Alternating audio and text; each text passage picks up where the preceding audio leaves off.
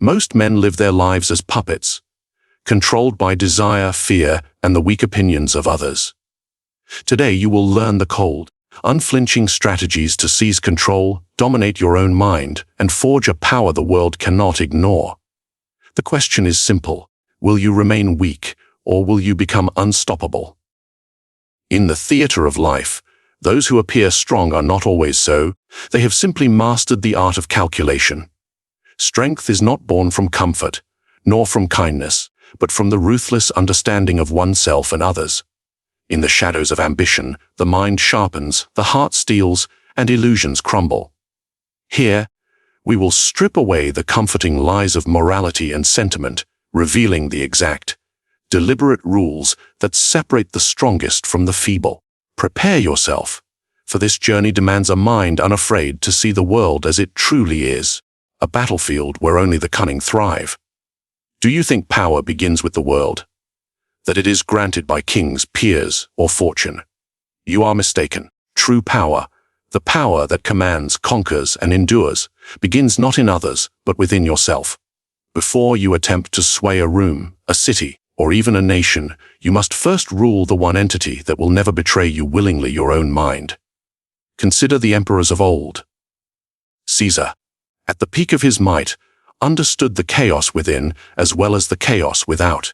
He knew that an unchecked fear or desire could undo a legion faster than any enemy sword. And so, he disciplined himself. He embraced the solitude of reflection, the cold arithmetic of decision-making, and the quiet observation of his own impulses. Without this mastery, even the mightiest armies falter. Ask yourself, how often do you allow your anger to speak before your reason? How often do you chase fleeting pleasures at the expense of enduring power? These are the weaknesses that define the feeble. You must recognize them. You must face them. The first act of ruthlessness is not against another man. It is against the chaos that resides in your own breast. History is littered with the corpses of men undone by themselves. Nero, drunk on indulgence, lost the loyalty of Rome not because his enemies were clever, but because he could not control the whims that dictated his rule. Contrast him with Augustus, whose reign was secured by relentless self-discipline, by the quiet daily practice of ordering his own passions before directing the affairs of an empire. Which path will you follow? Control begins with observation. Sit in the quiet corners of your mind and watch yourself. Note the moments when fear stiffens your hand or desire clouds your judgment. Do not flinch from what you see. The weak cover their faults with excuses or distraction. The strong dissect them, examine them, and then bend them to their will. And this mastery is not merely internal, it manifests externally. The man who cannot command his thoughts cannot command others. The one whose impulses are untamed is at the mercy of the first clever opportunist who crosses his path. Are you ready to be that man, a puppet of circumstance and emotion? Or are you ready to become the strategist, the predator, the one who decides the game before it begins? Look to the great manipulators of history. Talleyrand, the consummate diplomat, wielded influence not through brute force, but through the calm orchestration of his own mind. He never allowed passion to dictate his actions. Every word, every gesture, every pause was measured. Those around him danced unknowingly to the rhythm he set, for he had mastered the one rhythm that mattered, the rhythm within himself. You may resist this truth because it is uncomfortable. It demands reflection in the mirror of your own flaws. It demands courage, the courage to say, I am not yet strong enough, but I will be. Every time you yield to impulse, every time you justify weakness, you trade a fragment of your power for the illusion of comfort. Can you afford such a price? The process is deliberate. It is a war waged quietly, day by day, thought by thought. Begin with small victories, control a habit, silence a reactive thought, resist a petty desire. Each act of self-discipline is a brick laid in the fortress of your mind. Soon, your presence will exude a cold certainty that others feel instinctively. They will sense it in your eyes, in your posture, in the deliberate cadence of your speech. And they will bend. Subtly at first, then inevitably, to the strength you have cultivated silently, unseen. But mastery is not a static achievement, it is a continual practice. Like a sword that rusts if left idle, the mind atrophies without constant sharpening. Each challenge, each confrontation, is a test of the discipline you have forged, and every failure is an opportunity to refine it further. So, ask yourself now, will you allow yourself to be moved by every trivial emotion, or will you become the commander of your own soul? Will you continue to stumble under the weight of your impulses, or will you rise, step by deliberate step, into a power that no fortune, no rival, and no circumstance can take from you? The first rule of becoming the strongest version of yourself is clear: conquer yourself before you conquer the world. But self-mastery is only the beginning, for beyond lies a realm where influence, manipulation, and strategy collide, and where the truly ruthless separate themselves from the masses. Do you believe the world bends to justice, to virtue, or to your intentions? If you do, you are already behind. The world is indifferent. It does not care for your morality, your kindness, or your hopes. It rewards those who see clearly, who act decisively, and who use reality as a tool rather than an obstacle. To grasp power, you must abandon the illusions of idealism and embrace the cold arithmetic of what truly is. Consider the great tacticians and rulers of history. Frederick the Great of Prussia did not lead by preaching justice or fairness. He led by observing the landscape of advantage, by studying the habits of allies and enemies alike, and by bending circumstance to his will. He recognized what the world was, and he exploited it mercilessly. His victories were not born of righteousness, they were born of clarity, calculation, and unflinching realism. Ask yourself, how often have you allowed your ideals to blind you? How often have you hesitated because the world did not conform to the story you wished it would tell? This hesitation is fatal. Idealism is the luxury of the weak. Strength demands that you see things exactly as they are, not as you wish them to be. History punishes the dreamer who ignores reality. Louis XVI dreamed of benevolent monarchy while Paris burned in the streets. His ideals could not shield him from the hunger, the fear, the cunning of those who understood the true state of affairs. Contrast this with Richelieu, the cardinal who ruled with iron and intellect. He did not ask whether his actions were morally pleasing. He asked whether they secured power, whether they preserved order, whether they advanced his influence. The world is never moved by wishes.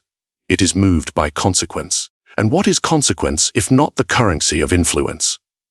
Every interaction, every negotiation, every conflict is defined not by principle but by leverage, by understanding the forces at play, and by acting with deliberate precision. You must learn to see the threads that bind others to their desires, fears, and loyalties, and then pull them to your advantage. Look to the financiers of Venice, the merchants who built empires from trade. They did not wait for fortune to favor the righteous. They studied the winds, the tides, and the weaknesses of competitors. They acted when opportunity arose, exploiting reality without hesitation, indifferent to notions of fairness or decorum. Their wealth and power were the reward of pragmatism and relentless observation. Do not mistake this lesson for cynicism alone. It is clarity. To act from idealism is to place your fate in the hands of the unpredictable, the unthinking, the chaotic. To act from reality is to take the reins, to shape events rather than be shaped by them. When others cling to illusions of morality or hope, you act with precision. When others wait for justice or recognition, you seize the advantage. And when they stumble, you are already 3 moves ahead. The key is perception paired with ruthless flexibility. Observe what is, calculate what can be, and act without hesitation. The world is not your teacher. It is your adversary and your instrument. You do not ask it for permission.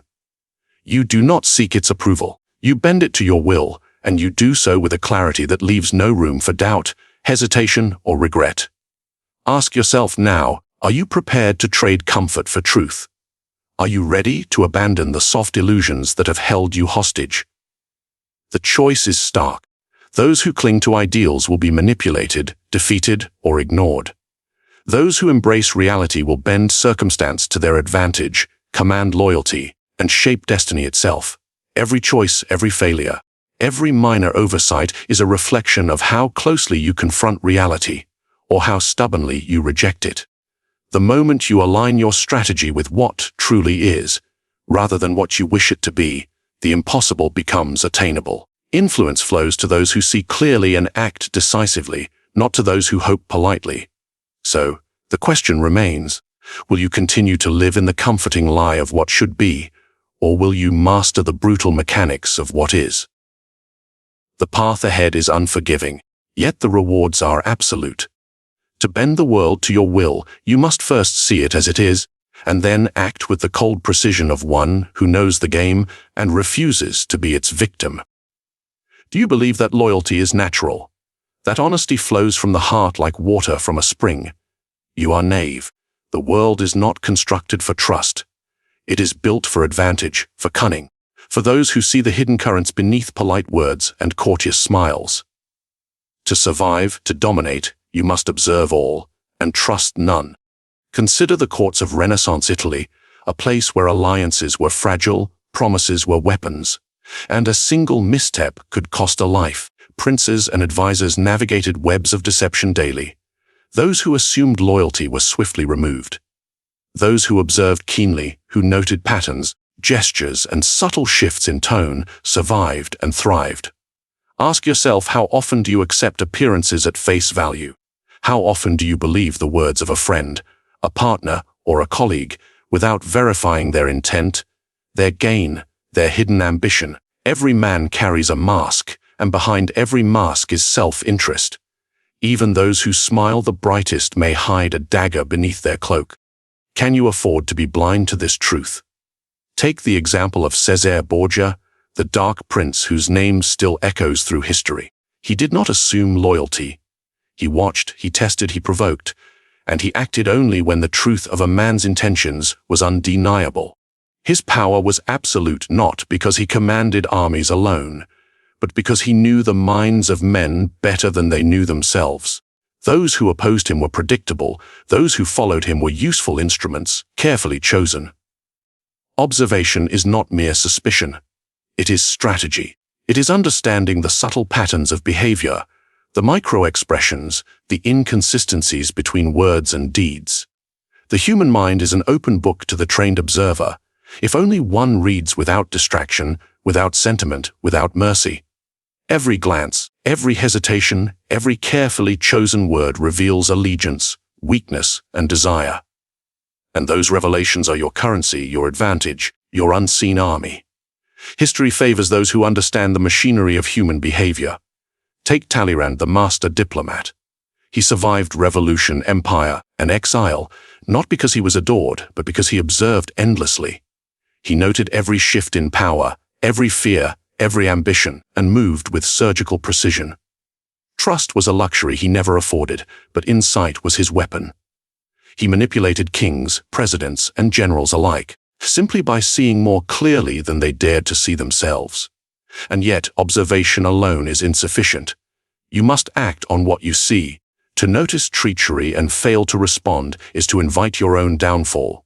To identify weakness and not exploit it is to waste opportunity. Are you prepared to act decisively when the truth becomes apparent, or will you hesitate in moral paralysis, like so many before you? The psychology behind this principle is simple yet profound. Humans are inherently self-interested. They mask their motives with civility. They crave approval, fear loss, and bend to influence. By observing without attachment, without judgment, without expectation, you gain the ability to anticipate moves before they are made. You become the chess master of social and political life, positioning yourself where others are blind. But beware, observation can breed isolation if misunderstood. One must balance scrutiny with subtlety. Those who reveal too much suspicion alienate allies. Those who act too soon invite resistance. The art is in seeing everything while appearing to see nothing. A careful word, a measured pause, a silent gaze, all tools in the arsenal of one who trusts no one fully, yet uses everyone strategically. Ask yourself now, are you content to be deceived repeatedly, or are you ready to perceive the truth hidden in plain sight? Are you prepared to navigate a world where every smile may conceal ambition, every compliment may mask calculation, and every promise may hide a dagger? Your survival, and indeed your supremacy, depends on your vigilance. Remember this: those who trust blindly are exploited. Those who observe relentlessly shape destiny. Master this principle, and you gain an invisible power, the ability to control outcomes before others realize they are being maneuvered. And once you have learned to see everything, the next lesson awaits. A lesson in detachment, in the cold discipline of separating emotion from action, where the strongest decide fate without hesitation. Only then will your strategy move from observation to true domination. Do you believe that passion and impulse are allies of strength? That courage is found in the heat of anger, or that justice flows from righteous indignation? You are mistaken. Emotion is a chain binding even the most capable to weakness, error, and inevitable defeat. To act with true power, you must detach yourself from feeling, become the cold executor of strategy, and let reason govern every move. History offers countless lessons. Consider Hannibal at the gates of Rome. He could have allowed his hatred of the Romans, his desire for vengeance, to cloud his judgment. Yet he held restraint, calculated his resources, and struck not from impulse but from coldly measured strategy. Those who act in fury may rage brilliantly for a moment, but they rarely win the war. Strength requires patience, observation, and detachment. Ask yourself, how often do you act in the grip of anger, envy, or desire, only to regret it later? How often do you let fear dictate your choices, allowing hesitation or panic to undo careful planning? Emotion is a cunning saboteur. It disguises itself as guidance while leading you to ruin. The first act of the strong is to recognize this, to see the seduction of impulse for what it is, and to refuse it. Take Cleopatra, for example, whose allure and passion have been romanticized for centuries. Yet her true power lay not in sentiment, but in strategy. She measured every interaction with Caesar, with Antony, with her own court. Her brilliance was in detachment, the ability to use charm as a tool, not a guide. Emotion was never the commander, calculation was. Those who mistake sentiment for strength are easily undone by those who understand this truth. And consider Napoleon, a man who conquered Europe not because of zeal or bravado alone, but because of his capacity to analyze, to predict, and to act with icy precision. He permitted neither love nor fear to alter his strategy. When others were distracted by loyalty or sentiment, he advanced. When they faltered in panic, he seized opportunity. Emotion clouds judgment, detachment illuminates it. The psychology behind this is simple, yet brutal. Emotions are reactive. They are the echo of circumstance, not the architect of destiny. When you allow them to lead, you are pushed and pulled by the whims of the world. But when you act detached, your mind becomes a blade, sharp, focused, and unstoppable. Every decision becomes deliberate, every move calculated. The chaos of human feeling becomes a landscape you navigate rather than a storm that overwhelms you. Do not misunderstand this principle as coldness for its own sake. You will feel, certainly. You will observe fear, envy, desire, and loyalty. But your feelings will no longer dictate action. You become the master of yourself and the master of events, manipulating what must be done without being moved by what you wish to feel. This is the path of true power. Look at the lessons in politics, in business, in war. Those who act in the heat of resentment often burn bridges, alienate allies, and expose vulnerabilities. Those who act with detachment exploit situations fully, anticipate responses, and leave no opportunity to chance. Their victories appear effortless, but they are forged in the relentless discipline of separating heart from action. Ask yourself, do you allow your impulses to determine your life? Or are you willing to step into the rarefied air of calculation? Are you willing to embrace the discipline to act with precision while the world rages, laughs, or laments around you? The strong understand that emotion is a luxury, detachment is a weapon. And this detachment is not merely defensive, it is profoundly offensive. When others act out of anger or desire, you strike with foresight. When they hesitate in fear, you advance with certainty. When they cling to hope, you exploit their illusions. The world bends not to the passionate, but to the deliberate. So now consider your next step. To harness your mind fully, to command reality, to bend others and circumstance alike, you must internalize this discipline. Act with detachment, not indifference, with calculation, not cruelty.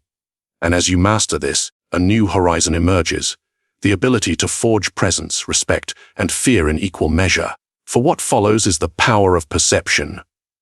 The art of making others bend to your will without a word, without a threat, without revealing the machinery of your mind. That, the next lesson will reveal. Have you ever wondered why some men command attention the moment they enter a room, while others vanish in the background, ignored and dismissed? It is not wealth, nor is it skill alone. True dominance flows from presence, a perception so undeniable that others bend instinctively to it, often before you speak, before you act. To become the strongest version of yourself, you must forge this unassailable presence. Consider the great rulers and strategists of history. Alexander the Great did not simply conquer lands, he commanded awe. Soldiers followed him across deserts and mountains not solely because of his orders, but because his very being radiated inevitability. To stand in his presence was to feel the weight of destiny itself.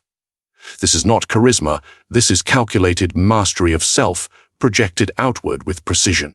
Ask yourself, do people sense your authority before you speak, or do they wait for your actions to justify it? Presence is the silent language of power. It communicates confidence, control, and inevitability. Without it, all strategy, all knowledge, all discipline risks irrelevance. The world does not respond to potential, it responds to projection. Look to the courts of Europe, where appearances were often as lethal as armies. Cardinal Richelieu understood this.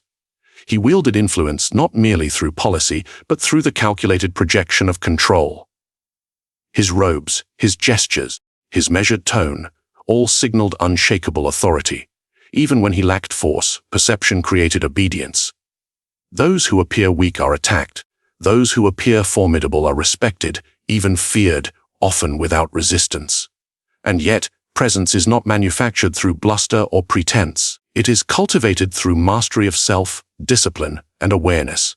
Every movement, every glance, every word, or silence, must reinforce the impression you wish to create. Napoleon's walk alone could silence a room. The subtle set of his shoulders communicated command without uttering a sound. People obeyed before understanding why. Can you imagine the advantage of such inevitability? The psychology is subtle but relentless. Humans instinctively detect dominance and submission. They read micro-expressions, posture, voice tone, and timing, often subconsciously. To forge presence is to master these signals, to align them with your inner strength so that perception mirrors reality. When the world senses confidence and inevitability, resistance falters before confrontation even begins. Historical manipulators perfected this principle. Talleyrand, the diplomat, survived revolution, exile, and empire because he knew that perception precedes persuasion. He cultivated an aura of unshakable calm, measured judgment, and inevitability. His words were few, but his presence spoke volumes, bending kings, ministers, and generals alike. Presence is leverage.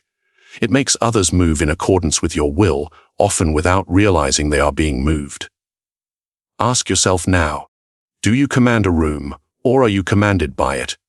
Do you influence before speaking, or are you constantly reacting?